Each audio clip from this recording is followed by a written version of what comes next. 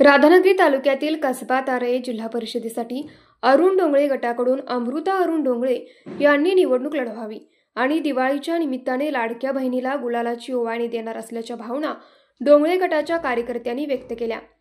आगामी जिल्हा परिषद निवडणुकीच्या पार्श्वभूमीवर गोकुळ दूध संघाचे माजी चेअरमन अरुण डोंगळे यांच्या अध्यक्षतेखाली घोटोडे येथे हनुमान दूध संस्थेच्या सभागृहात प्रमुख कार्यकर्त्यांची बैठक संपन्न झाली।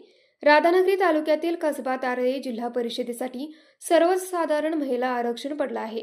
युवक राष्ट्रवादी काँग्रेस अजित पवार गटाचे प्रदेश सचिव आणि भोगावती शिक्षण प्रसारक मंडळाचे संचालक अभिषेक डोंगळे यांचा प्रत्येक गावागावात असलेला संपर्क गेल्या 2 वर्षात अभिषेक डोंगळे युवा शक्तीच्या माध्यमातून अनेक विकास कामे त्यांनी केली आहेत। त्यामुळे जिल्हा परिषद निवडणुकीसाठी अभिषेक डोंगळे यांना उमेदवारी मिळण्यासाठी कार्यकर्ते आग्रही होते। दरम्यान या जिल्हा परिषद महिला सर्वसाधारण आरक्षण राखीव झाल्याने कार्यकर्त्यांमध्ये नाराजी दिसत होती। या पार्श्वभूमीवरच प्रमुख कार्यकर्त्यांची बैठक आयोजित करण्यात आली।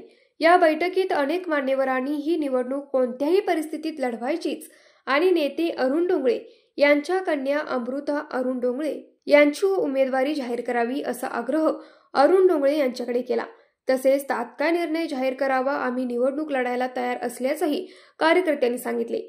यावेळी राजेंद्र चौगुले, अमर पाटील, दत्ता हलके, लक्ष्मण धनवडे, जयवंत भांदिगरे, सर्जेराव कवडे, अण्णासो चौगुले, संदीप ढेकळे, PR पाटील, संतोष भांदिगरे, बाळासो पवार, रामभाऊ पाटील यांच्यासह अनेक कार्यकर्त्यांनी आपले मनोगत व्यक्त केले। न्यूज मराठी 24 साठी निरंजन पाटील, कौलव।